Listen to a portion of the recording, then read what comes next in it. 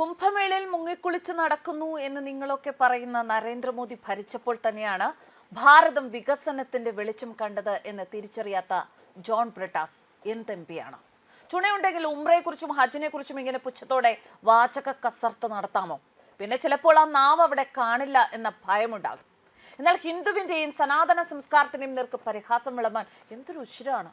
ലോകത്തിലെ ഏറ്റവും വലിയ സനാതന സമ്മേളനമായ മഹാകുംഭമേളയെ അപകീർത്തിപ്പെടുത്താൻ ശ്രമിച്ച ജോൺ ബ്രിട്ടാസിനെതിരെ ഇപ്പോൾ പൊങ്കാലയാണ്. ബ്രിട്ടാസിന് പ്രതിപക്ഷത്തിരുന്ന് ഇന്ത്യ മഹാകുംഭമേളയിൽ മുങ്ങിക്കുളിക്കുകയാണെന്നൊക്കെ പറയാൻ കഴിയുന്നത് ഇത് ഇന്ത്യ ആയതുകൊണ്ടാണ്. ന്യൂനപക്ഷ സമുദായത്തിൽപ്പെട്ട ഒരാൾക്ക് ഭൂരിപക്ഷ സമുദായത്തിലെ ആചാരങ്ങളെക്കുറിച്ച് രൂക്ഷമായി വിമർശിക്കാൻ കഴിയുന്നത് ഇത് ഇന്ത്യയിൽ ആണ് എന്നതിലാണ്. എന്നാൽ ചൈനയിലാണ് ഇത്തരം വിമർശനങ്ങൾ പറയുന്നതെങ്കിൽ പിന്നെ എന്താണ് ഉണ്ടാകുക എന്നത് ഊഹിക്കാവുന്നതേ ഉള്ളൂ. കുംഭമേളയിൽ മുങ്ങിക്കുളിക്കുന്ന ഇന്ത്യ എന്നത് ഇവിടുത്തെ മതസ്വാതന്ത്ര്യത്തിന്റെ കൂടി തെളിവാണ് എന്ന് ബ്രിട്ടാസ് എന്നാണ് മനസ്സിലാക്കുക എന്ന ചോദ്യങ്ങൾ ഉയരുന്നു. മതസ്വാതന്ത്ര്യം അനുവദിക്കാത്ത ചൈനയോടാണ് ബ്രിട്ടാസിന്റെ താല്പര്യം. ഇന്ത്യ എഐക്ക് വേണ്ടി ഒന്നും ചെയ്യുന്നില്ല എന്ന ധ്വനി ഉണർത്തുന്ന രീതിയിലാണ് ബ്രിട്ടാസിന്റെ വിമർശനങ്ങൾ. 3 സെന്റർ ഓഫ് എക്സലൻസ് ആർട്ടിഫിഷ്യൽ ഇന്റലിജൻസിന് വേണ്ടി ഇന്ത്യ സ്ഥാപിച്ചതായി നിർമ്മല സീതാരാമൻ പ്രഖ്യാപിച്ചത് ഈ ബജറ്റിലാണ് എന്നത് അങ്ങേക്ക് അറിയില്ലേ?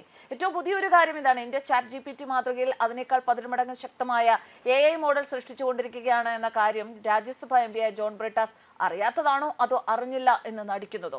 മഹാകുംഭമേളയിൽ അടിമുടി AI സജ്ജമാണ് എന്ന കാര്യവും ബ്രിട്ടാസിന് അറിയില്ല. മഹാകുംഭമേളയുടെ ഏകോപനം മുഴുവൻ ഇന്ത്യ AI വഴിയാണ് നടത്തുന്നത്. 2700-ൽ പരം AI ക്യാമറകളാണ് മഹാകുംഭമേളയിൽ വിന്യസിച്ചിരിക്കുന്നത്. ഈ ക്യാമറകളിൽ മുഖം തിരിച്ചറിയാനുള്ള സാങ്കേതിക വിദ്യയുണ്ട് ബ്രിട്ടാസെ. കുംഭമേളയുടെ സുരക്ഷയ്ക്കായി 40,000-ൽ പരം പോലീസും സൈബർ വിദഗ്ധരും പ്രവർത്തിക്കുന്നത് AI ഏകോപനത്തോടെയാണ്. വെള്ളത്തിനടിയിലുള്ള ഡ്രോണുകൾ വിന്യസിച്ചിരിക്കുന്നു. ആൾക്കൂട്ട വിന്യാസവും അതിന്റെ ചലനവും കൃത്യമായി മനസ്സിലാക്കാൻ 120 മീറ്റർ ഉയരത്തിൽ പറക്കുന്ന AI ഡ്രോണുകളുണ്ട്. അവിടെ വരുന്ന തീർത്ഥാടകർക്ക് ഡിജിറ്റൽ സുഹൃത്ത് എന്ന നിലയിൽ AI പ്രവർത്തിക്കുന്ന ഒരു ചാറ്റ് ബോട്ട് സജ്ജമാക്കിയിട്ടുണ്ട്. കുംഭ് സഹായക് എന്നാണ് ഇതിന്റെ പേര്. ഇത് മൊബൈൽ ഉപകരണങ്ങളും വാട്സാപ്പുകളിലും ലഭ്യമാണ്. 11 ഭാഷകളിൽ കുംഭമേള സംബന്ധിച്ച തത്സമയ വിവരങ്ങൾ, അതത് ദിവസങ്ങളിൽ പ്രധാന പരിപാടികൾ എന്നിവ അറിയാം. ലൊക്കേഷനുകൾ മനസ്സിലാക്കുന്നതിന് ചാറ്റ് ബോട്ട് ഗൂഗിൾ മാപ്പുമായി ബന്ധപ്പെടുത്തിയിരിക്കുന്നു. ഇത്രയൊക്കെയാണ് അവിടുത്തെ കാര്യങ്ങൾ. പക്ഷെ ഇതൊന്നും അദ്ദേഹം അറിയുന്നില്ല. കുംഭമേള എന്ന് പറയുന്നത് ഇന്ത്യയുടെ മുങ്ങിക്കുളിയാണ് എന്ന് പറഞ്ഞ് പരിഹസിക്കുകയാണ് പാവം ബ്രിട്ടാസ്. മാത്രമല്ല, ചൈന കൊറോണ വൈറസിനെ തുറന്നുവിട്ട് ലോകരാജ്യങ്ങളെ മരണക്കിടക്കയിലാക്കുന്നു. ഇന്ത്യ ആകട്ടെ വാക്സിൻ നൽകി ലോകത്തിന് രക്ഷയാകുന്നു. ആരാണ് അവിടെ നേതൃത്വം നൽകിയത്? നരേന്ദ്രമോദി.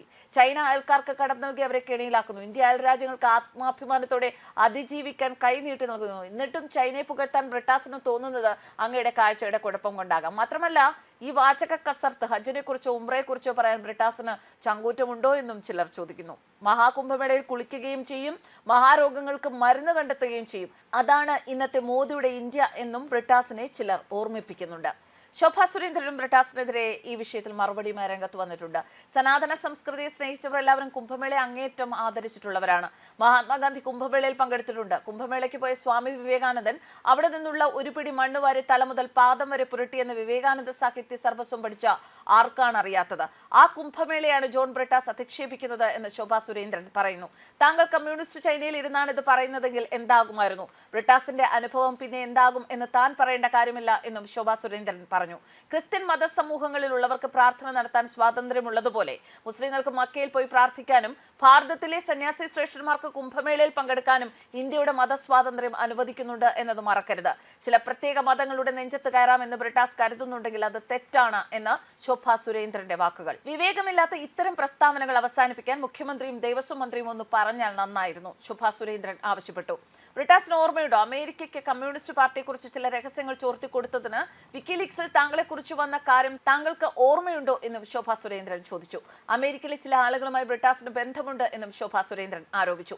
എന്റെ സുപ്രീം കോടതി ഗുരുവായൂരപ്പനാണ്, ആ ശക്തി ഇതിനെല്ലാം ബ്രിട്ടാസിന് മറുപടി കൊടുക്കും എന്നാണ് ശോഭാ സുരേന്ദ്രന്റെ വാക്കുകൾ. News desk കർമാനസ്.